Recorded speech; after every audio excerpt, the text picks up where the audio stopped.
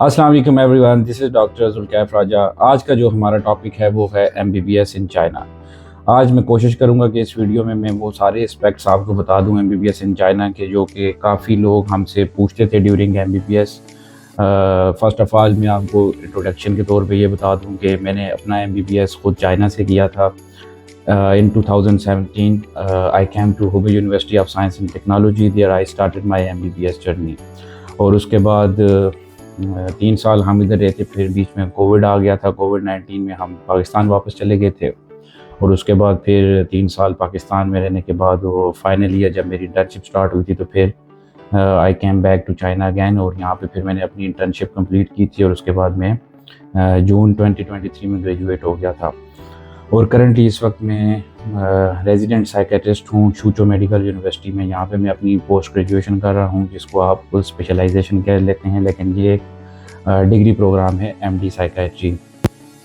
अच्छा, सबसे पहले हम बात करेंगे ड्यूरेशन ऑफ एमबीबीएस। ड्यूरेशन, जैसा कि चाइना के अंदर एमबीबीएस का ड्यूरेशन 5+1 ईयर है। 5 ईयर्स आपको थ्योरेटिकल वर्क करना है, थ्योरी पढ़नी होती है, first year, second year, third year, fourth year, fifth year. उसके बाद जो मैंडेटरी 1 ईयर की इंटर्नशिप है वो आपको चाइना में करनी होती है। उसके बाद आप ग्रेजुएट हो जाते हैं। उसके बाद जो दूसरा इसका फैक्टर आ जाता है लैंग्वेज का, क्योंकि अक्सर लोगों को ये चीज़ नहीं पता होती कि चाइना में किस मीडियम में पढ़ाया जाता है। बहुत ज़्यादा मिसकंसेप्शंस ये भी पिछले अरसे चल गई थी। जब हम भी एमबीबीएस के स्टूडेंट थे उस टाइम भी हम लोग बहुत सुनते थे कि ये तो चाइनीज़ लैंग्वेज में पढ़ाते हैं एमबीबीएस, तो ये बच्चे कैसे वहाँ पे पढ़ते हैं और फिर ये आगे पाकिस्तान में कैसे काम करेंगे। ऐसा कुछ भी नहीं है। चाइना में आपको MBBS through out English language में पढ़ाया जाता है। आपका चाहे वो फर्स्ट ईयर जो एनाटॉमी सब्जेक्ट है वहाँ से लेके फिफ्थ ईयर की लास्ट क्लास तक आपको टोटली थ्रू आउट एमबीबीएस में, पूरे चाइना में आपको एमबीबीएस पढ़ाया जाता है। लेकिन उसके अलावा जो चीज़ है आपको एडिशनल लैंग्वेज करनी पड़ती है, वो मैं आगे नेक्स्ट पॉइंट पे आऊँगा। अच्छा, उसके बाद जो तीसरी चीज़ है हमारे पास वो है एडमिशन रिक्वायरमेंट। एडमिशन क्राइटेरिया क्या है? अनलाइक पाकिस्तान, चाइना के अंदर एडमिशन रिक्वायरमेंट जो है वो बिल्कुल डिफरेंट है। पाकिस्तान में जैसा कि आपको एंट्री टेस्ट देना पड़ता है, एंट्री टेस्ट आपका पास होता है, फिर आपका मेरिट लगता है या जो भी दीगर मामला हैं, उसके बाद आप पाकिस्तान में क्वालिफाइड होते हैं। लेकिन चाइना के लिए ऐसा बिल्कुल नहीं है। चाइना के लिए आपको कोई भी एंट्रेंस एग्ज़ाम देने की ज़रूरत नहीं होती। इसके लिए सिर्फ आपको अपने इंटरमीडिएट FSC लेवल पर 60% मार्क्स रिक्वायर्ड होते हैं। अगर आपके 60% या 60% से अबव हैं तो आप चाइना में एलिजिबल हैं एडमिशन के लिए। अच्छा, उसके बाद हमारा जो नेक्स्ट पॉइंट है वो है ट्यूशन फ़ी के हवाले से, जो कि एक बहुत बड़ा मेन कंसर्न है। हर बंदा आपसे यही पूछता है, आपसे मुराद हम लोगों से हर बंदा यही पूछता है कि चाइना में आपकी फ़ी कितनी है। अब देखिए, मैं आपको इसकी एग्जांपल अपने टाइम से देता हूं कि जब मैं 2017 में एमबीबीएस करने चाइना आया था, उस टाइम जो मेरी यूनिवर्सिटी की फ़ी थी, I was in Hubei University of Science and technology, उनकी जो फ़ी थी, ट्यूशन फ़ी, अभी हम सिर्फ ट्यूशन फ़ी पे बात करेंगे, वो अभी तक सेम है RMBs में, ठीक है। लेकिन उस टाइम फ़र्क ये पड़ता है कि मुझे वो RMB कितने में मिला था। जब मैं फ़र्स्ट RMB की परचेज़ की थी, इट वाज 15.9 PKR, यानी कि 16 रुपये के इक्वल एक चाइनीज़ युआन था। लेकिन वही चाइनीज़ युआन आज 40+ में चला गया। लाइक अगर उस टाइम पे आपकी फ़ीस अगर 20,000 थी, जो कि उस टाइम पे 5 लाख कुछ अमाउंट बनती थी, वही फ़ी आज आपको करेंसी के हिसाब से 12 लाख 11 लाख के दरमियान में पड़ती है। तो इसका मतलब ये है कि चाइनीज़ यूनिवर्सिटीज़ की फ़ीस स्ट्रक्चर सेम है। जब से इनके प्रोग्राम शुरू हुए हैं, जब से लोग चाइना में आने शुरू हुए एमबीबीएस करने के लिए, इनका फ़ीस स्ट्रक्चर स्टिल सेम है। लेकिन ये जो फ्लैक्चुएशन आई है फ़ीस के अंदर, लाइक के मेरे टाइम पे 5 लाख थी तो आज 10 लाख या 12 लाख में, वो है करेंसी की डिवेल्यूएशन। करेंसी हमारी क्योंकि बहुत ज़्यादा डिवेल्यू हुई है पाकिस्तान की PKR, ज़ाहिर है उस टाइम जब मैं आया था डॉलर भी 70 रुपये का था, डॉलर भी 280 290 की एवरेज रख रहा है। तो इस वजह से बहुत ज़्यादा फ़ीस स्ट्रक्चर, आप जब करेंसी एक्सचेंज करते हैं तो बहुत ज़्यादा आपको गैप आता है। लेकिन हम बात करेंगे, क्योंकि हम चाइना के अंदर एमबीबीएस की बात करें, तो हम चाइनीज़ करेंसी में ही इसको प्रेफर करेंगे कि डिस्कस करना। अच्छा, चाइना के अंदर जो है मोड ऑफ फ़ी का वो 2 तरीके की फ़ीस होती हैं, लाइक जो एक मिनिमम है और एक मैक्सिमम है। मिनिमम हम ट्यूशन फ़ी की अगर बात करें, सिर्फ ट्यूशन की, जिसमें अगर हम हॉस्टल वगैरह को डिस्कस ना करेंगे चीज़ें, हॉस्टल या आपके मेडिकल अलाउंस या वीज़ा अलाउंस, ये चीज़ें छोड़कर सिर्फ हम ट्यूशन फ़ी की बात करें, वो मिनिमम चाइना की अगर इस वक्त 16,000 RMB से लेके 40,000 RMB तक है। अब 16,000 से 40,000 में क्या है, ये यूनिवर्सिटीज़ का क्राइटेरिया है। कुछ यूनिवर्सिटीज़ आपको 16,000 लेती हैं, कुछ 20, कुछ 25 से लेके करते करते इस तरह ये वैल्यू 40,000 तक चली जाती है। लेकिन जो हॉस्टल्स की बात है चाइना में, वो तमाम यूनिवर्सिटीज़ में एवरेज हॉस्टल फीस सेम होती है, 4,000 से 4,800, या चलें आप इसको 5,000 कर लेना। आप चाइना में किसी भी यूनिवर्सिटी में जाएंगे, आपकी जो मिनिमम हॉस्टल फ़ी होगी वो 4000 होगी और मैक्सिमम जो होगी वो 5000 होगी। तो हॉस्टल फ़ी में इतनी ज़्यादा फ्लक्चुएशन नहीं आती है, इतना बड़ा गैप हमें देखने को नहीं मिलता, लेकिन MBBS ट्यूशन फ़ी में हमें काफ़ी मार्जिन देखने को मिल जाता है। अब ये मार्जिन क्यों होता है, ये मैं आपको अगले पॉइंट में इसको हम डिस्कस करते हैं। अच्छा, इसी के साथ साथ हम इसी पॉइंट को डिस्कस कर लेते हैं जिसमें हमें ये मार्जिन गैप भी समझ आ जाएगा कि चाइना के अंदर दो तरीके की यूनिवर्सिटीज़ हैं, एक है MOE लिस्टेड, एक है नॉन MOE लिस्टेड। अक्सर आप लोग ये सुनते होंगे MOE वर्सेस नॉन MOE। अब ये MOE यूनिवर्सिटीज़ क्या चीज़ हैं और नॉन MOE यूनिवर्सिटीज़ क्या चीज़ हैं, इसकी एग्जांपल मैं आपको इस तरह देना चाहूँगा कि जहाँ से मैंने अपना MBBS किया था, Hubei university of Science and technology से, वो नॉन MOE यूनिवर्सिटी है। Non MOE university bilingual universities होती हैं जिसमें आपको चाइनीज़ लैंग्वेज के साथ साथ MBBS एजुकेशन भी हासिल करनी पड़ती है। और इस वक्त यहाँ पर मैं अपनी पोस्ट ग्रेजुएशन कर रहा हूँ शूचो मेडिकल यूनिवर्सिटी में, ये MOE लिस्टेड यूनिवर्सिटी है। अब इसका जो मेन फ़र्क है MOE और नॉन MOE का, वो ये है कि नॉन MOE यूनिवर्सिटीज़ में जब आप आते हैं, आपको इन द स्टार्ट फर्स्ट ईयर में आपको HSK is basically language program, जिस तरह आपका IELTS या TOEFL है इंग्लिश लैंग्वेज का, आपको फर्स्ट ईयर के अंदर HSK एग्ज़ाम पास करना होता है नॉन MOE यूनिवर्सिटीज़ के अंदर। अगर आप वो पास नहीं करते तो वो आपको सेकंड ईयर में प्रमोट नहीं करते, जो कि आपकी क्लिनिकल स्टडीज़ कंसीडर की जाती हैं चाइना के अंदर सेकंड ईयर से ऑनवर्ड्स। तो सेकंड ईयर में वो आपको प्रमोट नहीं करते, फिर आपके पास दो ऑप्शन रह जाते हैं, या तो आप फर्स्ट ईयर को रिपीट करें या आप चाइना को लीव कर दें। अब इसके बरक्स MOE लिस्टेड यूनिवर्सिटीज़ में क्या होता है, MOE लिस्टेड यूनिवर्सिटीज़ में आपको स्टार्ट में इस तरह की कोई रिक्वायरमेंट नहीं होती कि आपने HSK उसी वक्त देना है। आपके पास टोटली 6 साल का टाइम होता है, पूरा ग्रेजुएशन पीरियड, डिग्री पीरियड आपके पास होता है कि आपने ग्रेजुएशन से पहले HSK देना है। यहाँ पर ये पॉइंट कंसीडर किया जाए कि HSK देना दोनों सूरतों में है, नॉन MOE लिस्टेड में भी देना है और MOE लिस्टेड में भी देना है।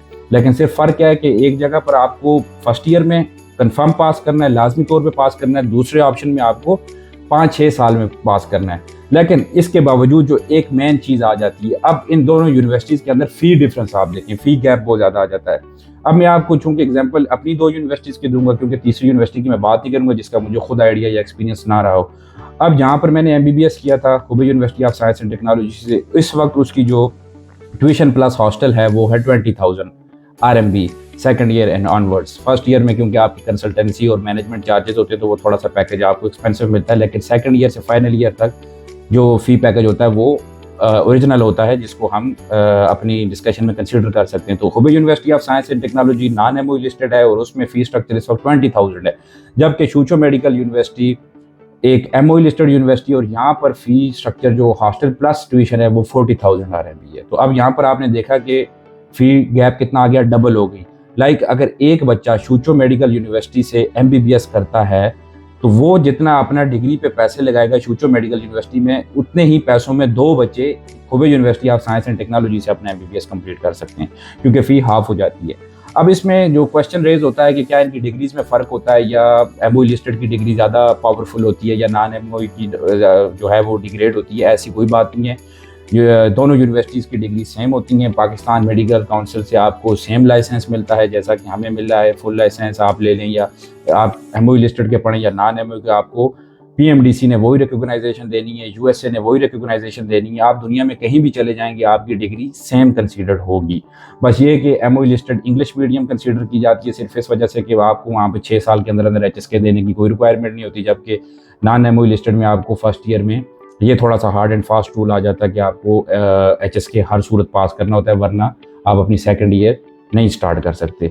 तो जबकि फ़ी की लिहाज से हम देखें तो फ़ी हमें ह्यूज गैप देखने को मिल जाता है। तो ये डिटेल में डिस्कस करना लाजमी था, क्योंकि ये लोगों को इसका फ़र्क नहीं समझ आता है। तो अब आप खुद डिसाइड करें कि आपने MOE चूज़ करनी है अपने लिए या नॉन MOE चूज़ करनी है। तो खैर हम अगले पॉइंट की तरफ पढ़ते हैं, जो है कि हमारा स्कॉलरशिप्स। अच्छा, अक्सर मैं खुद वीडियो देखता हूँ, चूँकि मुझे ये 8वां साल शुरू हो गया चाइना में अल्हम्दुलिल्लाह। तो इन 8 सालों में मैंने भी बड़ी वीडियोस देखी जो एजेंट्स होते हैं या इस तरह की एडवर्टाइजिंग होती है कि स्कॉलरशिप, MBBS स्कॉलरशिप, कि आपको चाइना में स्कॉलरशिप पे MBBS कराया जाता है। तो सबसे पहले आप लोगों ने एक बात याद रखनी है, जब भी MBBS के साथ स्कॉलरशिप का वर्ड आएगा तो ये टोटली फेक न्यूज़ होगी, क्योंकि चाइना के अंदर ऐसी कोई पॉलिसी नहीं है कि वो आपको फुली फंडेड MBBS स्कॉलरशिप पे कराएं, कि वो आपसे पैसे भी ना लें और उल्टा आपको पैसे भी दें। ऐसा कोई पूरे चाइना में कोई स्कीम नहीं है।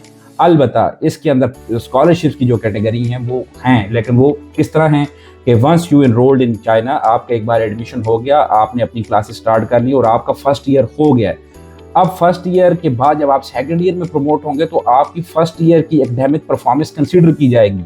जो टॉप 10 स्टूडेंट्स होंगे उनको हुबे, अगर हुबे यूनिवर्सिटी की बात करें तो हुबे प्रोविंशियल गवर्नमेंट स्कॉलरशिप पे इसी तरह हर प्रोविंस की स्कॉलरशिप्स होती है। फर्स्ट पोजीशन आने वाले बच्चे को वो 15,000 RMB देते हैं, सेकंड आने वाले थर्ड, इसी तरह वो टॉप 10 में डिस्ट्रीब्यूट करते हैं अमाउंट। तो ओनली चाइना के अंदर MBBS के अंदर सिर्फ ये स्कॉलरशिप है। इसके अलावा अगर आपको कोई भी एजेंट या कोई भी बंदा ये कहता है कि हम आपने एक टाइम पे सिर्फ 7-8 लाख रुपए देना और आपकी पूरी डिग्री फ्री है, ऐसी कोई बात नहीं होती। चाइना में MBBS आपको पूरा जेब से करना पड़ता है। जो स्कॉलरशिप है वो कंडीशन मैंने आपको बता दी है कि सेकंड ईयर से आपको खुद पढ़ना होता है, अपनी परफॉर्मेंस देनी होती है और आपको यूनिवर्सिटी खुद सेलेक्ट करती है स्कॉलरशिप के लिए। इसके अलावा कंपनी या किसी एजेंट के थ्रू आपको कभी भी कोई स्कॉलरशिप नहीं मिल सकती। तो अगला हमारा जो पॉइंट है वो है चाइना में पार्ट टाइम जॉब का। ये एक बहुत बड़ा क्वेश्चन रेज किया जाता है कि क्या चाइना में स्टूडेंट्स पार्ट टाइम जॉब कर सकते हैं।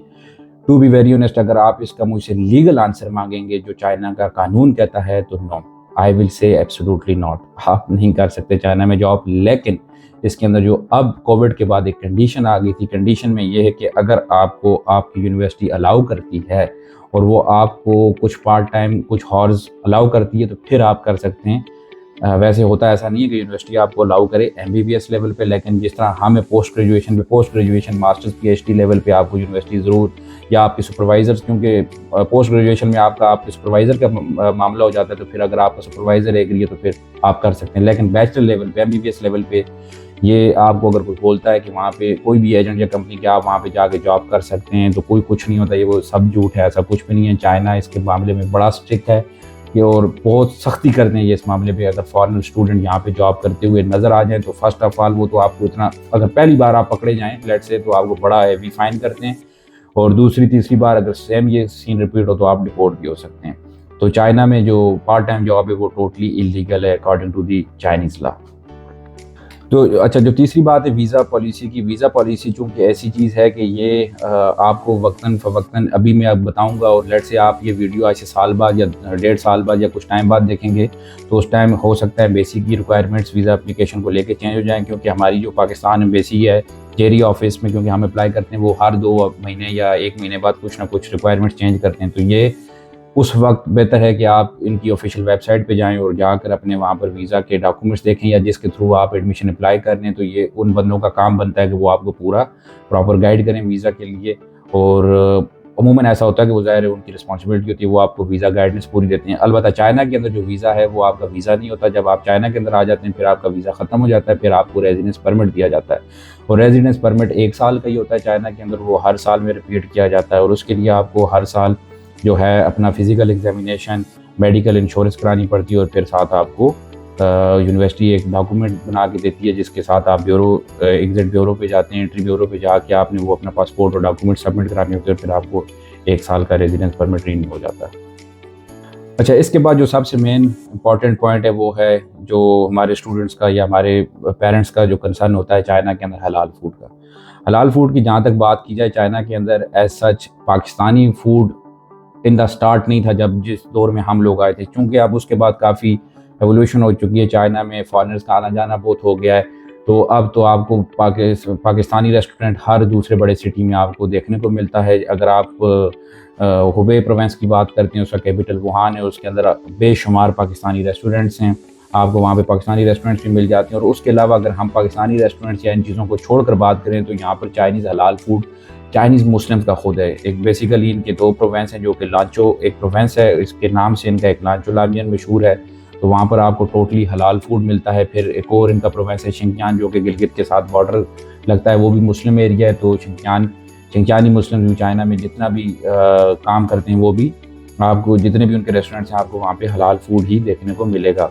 और उसके अलावा आप सेल्फ़ कुकिंग कर सकते हैं। सेल्फ़ कुकिंग के लिए बाकायदा किचन यूनिवर्सिटी ने रखे होते हैं, गर्ल्स एंड बॉयज़ का सेपरेट किचन होता है, आप वहाँ पर अपना खुद से भी बना के खा सकते हैं। और इस तरह आपको बड़ा चीप पड़ता है अगर आप सेल्फ़ कुकिंग करते हैं। लेकिन अगर आप स्टडीज़ में बिजी हैं या उसके बावजूद आप इतना टाइम नहीं दे सकते सेल्फ़ कुकिंग के, तो आप बाहर से खा सकते हैं। आपको फूड प्रॉब्लम चाइना में एटलीस्ट अब नहीं हो सकता। पहले जो होता था उस टाइम लोगों को आइडिया नहीं होता था, या आवाम इतनी कम होती थी चाइना में, चूँकि अब बहुत हर बंदा चाइना आने लग गया है मेरे ख्याल से। तो अब जो है यहाँ पे इतने मामलात मसाइल नहीं हैं और इतने रेस्टोरेंट्स हो गए हैं, तो इस वजह से आपको फूड को लेके कोई टेंशन नहीं होनी चाहिए। चाइना में आपको हर जगह पर हलाल फूड हर गली में मिल सकता है, तो इसमें कोई बड़ा इशू नहीं है। अच्छा, इसके साथ हमारा लास्ट पॉइंट है वो है मंथली एक्सपेंस को लेके, कि अक्सर पेरेंट्स का क्योंकि अमूमन कंसर्न यही होता है कि बच्चों का मंथली एक्सपेंस वहाँ पे कितना हो सकता है। जो एवरेज मंथली एक्सपेंस अगर हम उसकी बात करें तो वो सिटी टू सिटी भी बड़ा वेरी करता है कि आप लोग किस सिटी में रह रहे हैं। लेट्स से अगर आप चाइना की बड़ी सिटीज़ में, शंघाई, बीजिंग, ग्वांगचो, शेनचेन, इस तरह की सिटीज़ में, तो फिर तो ज़ाहिर है आपको स्लाइटली थोड़ा सा एवरेज सिटी से पैसे ज़्यादा मंगवाने पड़ सकते हैं घर से, क्योंकि वहाँ पर मैटर करता है कि आप जिस सिटी में रह रहे हैं वहाँ पे टैक्सी कितने से स्टार्ट हो रही है और लोकल ट्रांसपोर्टेशन कितनी की है। बाकी फिर ज़ाहिर खाना भी उस हिसाब से महंगा होता है। तो वैसे अगर इसको हम सारा सम अप कर लें तो अगर आप एवरेज सिटी में तो आपका 1000 RMB, 1000 RMB is more than enough. और अगर आप किसी बड़े सिटीज़ में तो फिर आपका 1500 RMB per month is more than enough. बस 1000 से 1500 RMB की एवरेज अगर कोई स्टूडेंट रखता है तो वो ईज़िली अपना मंथली एक्सपेंस मीट कर सकता है। तो इसके अलावा जो अब आखिरी बात है वो ये कि आपने अगर MBBS में एडमिशन लेना है तो इसके लिए मेरे पास जो अपनी खुद ऑथराइज्ड यूनिवर्सिटीज़ हैं वो Hubei University of Science and technology और उसके अलावा शूचो मेडिकल यूनिवर्सिटी है। Hubei University of Science and technology से मैंने अपनी ग्रेजुएशन की है MBBS की, और शूचो मेडिकल यूनिवर्सिटी में इस वक्त मैं खुद एज ए रेजिडेंट साइकेट्रिस्ट काम कर रहा हूँ। तो इन दोनों यूनिवर्सिटीज़ में मैं MBBS का एडमिशन हो या पोस्ट ग्रेजुएशन की एडमिशन हो, वो हम लोग खुद डील करते हैं। तो इसके लिए मैं आपको स्क्रीन पे व्हाट्सएप भी आपको नज़र आ रहा होगा, मैं ये ऐड कर देता हूँ अपना व्हाट्सएप। तो आप लोगों को अगर कुछ भी क्योरीज़ हैं या कोई भी क्वेश्चन या डिटेल्स चाहिए तो आप लोग इस व्हाट्सएप पे रब्ता कर सकते हैं। तो इंशाल्लाह हमारे से जो हो सका हम आपको गाइड करेंगे, और हमारे थ्रू आपको सिर्फ एक ये फ़ायदा होगा कि आपको किसी भी ऑफिस या कंसल्टेंट के पास जाने की ज़रूरत नहीं पड़ेगी, घर बैठे आपका सारा काम हो जाएगा। अगर कोई बच्चा लेट से अप्लाई करता है MBBS में तो उसका जो प्रोसीजर है वो सिंपली ये कि 1 to 3 डेज़ में आपको प्री एक्सेप्टेंस मिल जाता है, और उसके अलावा विद इन 10 डेज़ आपको JW 202 आ जाता है, और उसके बाद फिर आपको एम्बेसी के लिए प्रिपेयर किया जाता है, जो भी उस टाइम की एम्बेसी की रिक्वायरमेंट्स होती हैं। और अल्हम्दुलिल्लाह मेरे थ्रू आज तक जितने भी बच्चे प्रोसेस कर चुके हैं MBBS का, उनका सबका फ़र्स्ट अटैम्प्ट में वीज़ा हुआ और अल्हम्दुलिल्लाह स्मूथ प्रोसेस गया है। तो अगर आप लोग करना चाहते हैं तो फिर आप गिवन व्हाट्सएप पे ज़रूर रब्ता कीजिए, तो इंशाल्लाह आपको फिर जो भी यूनिवर्सिटी पसंद है आप अपने एक्सपेंसेस के लिहाज से उस यूनिवर्सिटी में अप्लाई कर सकते हैं। तब तक के लिए इजाज़त, फ़ी अमान अल्लाह, अल्लाह हाफ़िज़।